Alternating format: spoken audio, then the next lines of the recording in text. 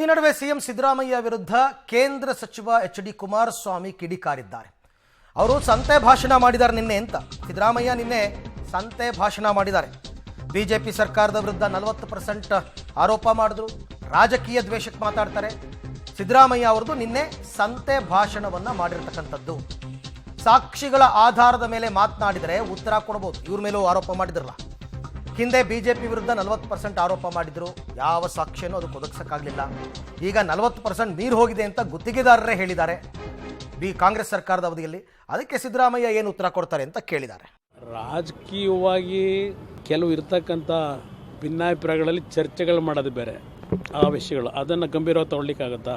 ಇಲ್ಲ ಅದಕ್ಕೆ ಏನಾದರೂ ಡಾಕ್ಯುಮೆಂಟ್ ಇದೆಯಾ? ಸಂತೆ ಭಾಷಣ ಮಾಡ್ತಾರೆ ಕೆಲವರು.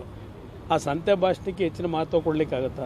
ಏನಾದರೂ ಅದರಲ್ಲಿ ಅಲ್ಪ ಸ್ವಲ್ಪ ಪ್ರೇಮ ಫೇಶಿ ಅಲ್ಪ ಸ್ವಲ್ಪ ಸಾಕ್ಷಿಗಳ ಆಧಾರದ ಮೇಲೆ ಚರ್ಚೆ ಮಾಡಿದರೆ ಉತ್ತರ ಕೊಡ್ಬೋದು.